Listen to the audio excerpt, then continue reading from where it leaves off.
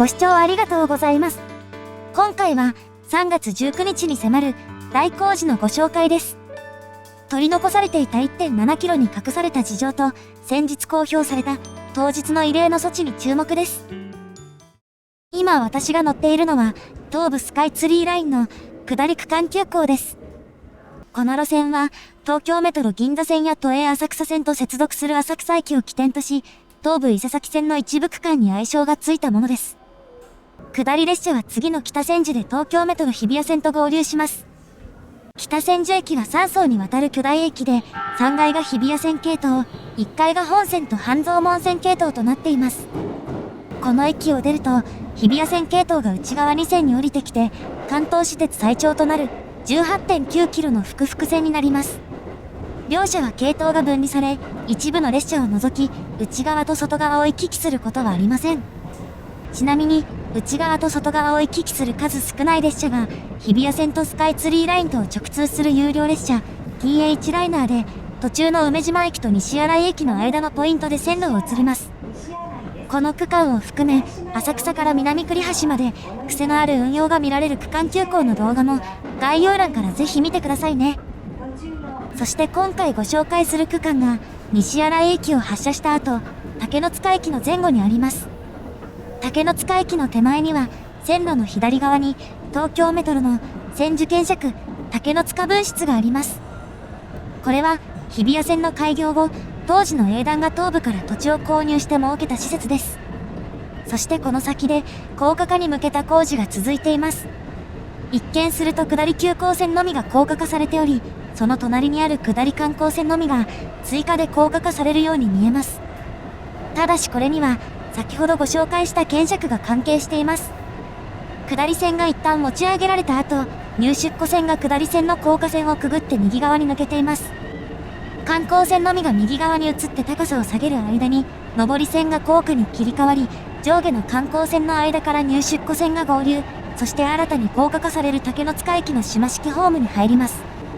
上り急行線もすでに高架化されており、今回は上下の観光線を丸ごと高架にする工事が行われます。竹ノ塚を抜けて間もなく、線路は高さを下げますが、地上に降りるわけではなく、ここから先の区間はすでに高架化されています。これだけでは全体像がわかりづらいですが、もちろん、観光線の下り列車から撮影したカットもあります。切り替え地点の手前で線路は右にそれ、25ミルで駆け上がる下り線の高架橋が上がりきったところで、上下の観光線は一旦高架橋の下に入ります。右手には、上り観光線の切り替え地点も見えますね。高架橋の柱が門型に切り替わったあたりで、切り替え後の入出庫線が高架の下を横切ります。切り替えが近いので、上下線のすぐ脇までレールが設置されています。続いて左側から近づいてきたのは、現在使用されている入出庫線です。ダブルクロスポイントを越えると、いよいよ竹ノ塚駅に到着です。駅の直前で、下り観光線は急行線の高架下に入ります。下り急行線の高架橋が他より高いままなのは、この下に線路を収めるためのようです。ホームの半分まで来ていませんが、列車の速度が随分と落ちてきました。ホームの終端には、停止信号が点灯しています。ただしこの列車は、この駅が終点ではなく、この先の北越谷行きです。7両編成の停止位置は信号機のすぐ手前にあり、列車はそれよりはるか手前から速度を落とし、じりじりと停止位置までの距離を詰めていきます。レールの間に4と書かれた標識がありました。もしかして、時速4キロ制限ということなのでしょうか。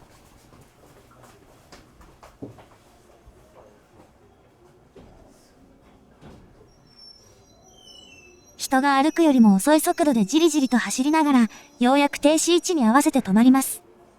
ホームに差し掛かってから停止するまで、実に46秒かかります。ここで一旦、この工事の全体像をおさらいです。竹ノ塚駅を挟んだ、総延長 1.7 キロの区間が高架化される計画が決まったのは、2011年。もともと、竹ノ塚と隣の西新井だけは、スカイツリーラインの複々線区間で高架化されていない駅です。これは、動画でもご紹介した日比谷線の車庫と、西新井駅の近くにあった工場によるものです。竹の塚の周辺では、最初に2016年に下り急行線を高架化した後、元の橋上駅舎を一旦地下に切り替えてから駅舎を解体し、2020年に今走っている上り急行線を高架化、そして2022年3月に上下の観光線を高架化することになりました。この工事は終電から始発の間では施工しきれなかったため、3月19日土曜日の午後10時40分頃から一部区間が運休になります。複々線区間では折り返しができる駅が限定されたため、北千住、草加間の観光線が対象となります。急行線は運休とはならず、もちろん代行バスも運行されますが、所要時間は余分にかかり、一部の駅には止まらないなどの制約もあります。そして当日、構内での撮影は公式に禁止されることになりました。対象区間は、浅草区間と日光線の南栗橋よりも南の区間です。告知は警察との連名となっており、工事に際しての撮影禁止は異例の措置です。また、振り替え輸送のバスの撮影にも配慮を求める内容となっています。高架化が行われる竹の塚駅の周辺をさらに見ていきましょう。この島式ホームの横では、新しい駅舎がすでに顔を覗かせています。この動画を撮影したのは3月上旬ということもあり、駅の看板類には電気も通されています。そして、この手前の部分には、駅の東西を結ぶ通路が設けられる予定です。この通路はホームにもかかっているので、3月19日の切り替えの際に、ホームの一部を解体することになりそうです。改札階の様子がこちらです。高架化に伴って設けられた仮設通路ですが、幅は結構広く、自転車と歩行者で動線が仕切られ、安全に通行できます。東西ある出口のうち、まず東口から外に出ます。このまま登り方の大きい踏切へ行きたいところですが、一旦反対側に回り込みます。新しい駅舎への通路は、エレベーターの右横に設けられる予定です。高架橋の下には装飾のパネルも取り付けられ、高架化が迫っていることがよくわかります。高架橋の側壁に取り付けられた駅名板がかっこいいですね。というわけで、駅の登り方にある踏切にやってきました。急行線はすでに高架化されているため、ここを通るのは観光線のみです。係員がマイクで呼びかけます。かつてはこの辺りに上り急行線がありましたが、2020年に高架化されたのに伴って遮断機が移設され、踏切自体は短くなっています。島式ホームの横ということもあり、早足で歩くと、すぐに警報器が鳴り出します。島式ホームの横ということもあり、駅間にある踏切よりは長いですが、上下1本ずつのよくある踏切です。ただし、係員が両側に配置され、列車接近を知らせているほか、安全確認も行っています。遮断機が閉じると、自動音声も流れます。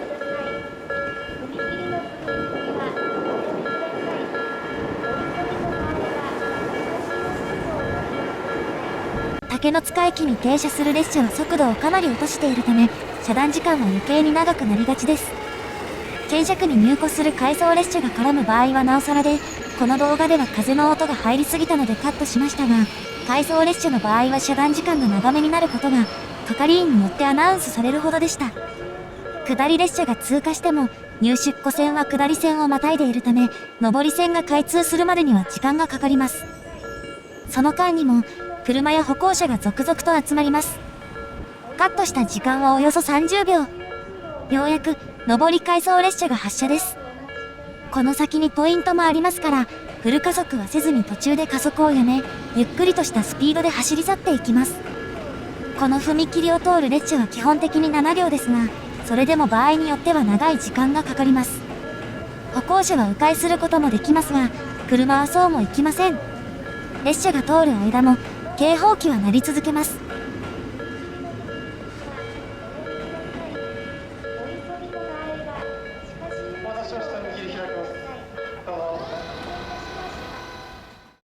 この道路には片側1車線に歩道がついており、都市圏ではよく見かける規模の踏切です。高架化工事中とはいえ、道路の舗装は特段悪くもなく、踏切自体は通常と変わらないものです。歩道の幅も確保され、自動車との接触を警戒しなければいけないような危険な踏切ではありません。それでも、踏切の両側に係員が配置されてきめ細かなアナウンスがなされるのは、交通量が多いからかと思いきや、そうではありません。駅の下り方にある、もう一箇所の踏切にやってきました。この踏切は先ほどの踏切よりも圧倒的に狭く、自動車は通れません。歩行者などの通行も少ないですが、両側に係員が配置され、同じようにアナウンスがなされます。この取り扱いの裏にあるのが、駅上り方の踏切で、16年前に起きた踏切事故です。この事故では、4人が急行線を走行していた上り準急にはねられ、2人が亡くなりました。そしてこれは、他の踏切事故とは事情が違います。1960年代から進めた複々線化が進展したことで、東部は列車本数を大幅に増やし、通勤輸送に多大な成果をもたらします。一方、高架化が始まる前、この場所には全部で5本の線路があり、検釈とを行き来する列車も加わり、開かずの踏切となってしまったのです。そして当時、駅の両側にあった踏切は、両方とも手動で操作されていました。細かな制御を行うことで遮断時間を短くしようというものでしたが、踏切のすぐ横にあった警視小屋には、通行人から苦情が来ることも多く、規則に反して遮断機を上げることもあったそうです。そして、2005年3月15日の夕方、警視がまだ安全だと思い込んで遮断機を引き上げたところに列車が通過し、事故が起こります。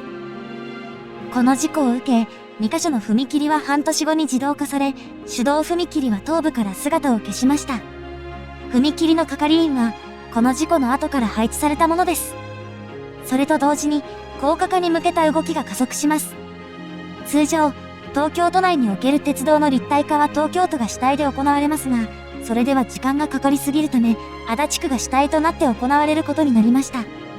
総延長 1.7 キロと、立体化区間としては比較的短いですが、それでも比較的早期に工事が進んだのには、そのような背景もあります。今回の切り替えで踏切が解消されることは、竹の塚にとって大きな意味を持っています。ただし、一連の工事にはまだ続きがあります。現在竹の塚駅の下り方では、観光船の列車はそのまま高さを上げ、急行線に並んでいきます。ただし、かつてはここに折り返し線があり、竹の塚止まりの列車が頻繁に運転されていたのです。高架化工事に伴って折り返し線は撤去され、竹の塚止まりの列車は一度2駅先の草加駅まで改装されてから折り返す運用となっています。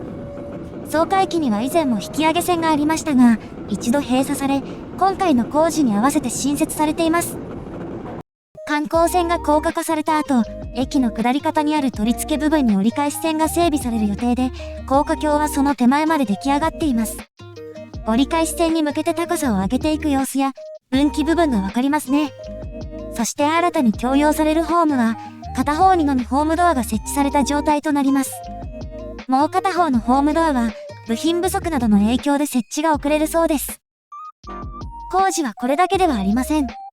まだ訪れていなかった西口側では、広場が新たに整備され、一部は高架下にもかかり、さらに利用しやすい街になります。鉄道側の工事と駅周辺の工事が完成するまでには、もうしばらくかかりそうです。ご視聴ありがとうございました。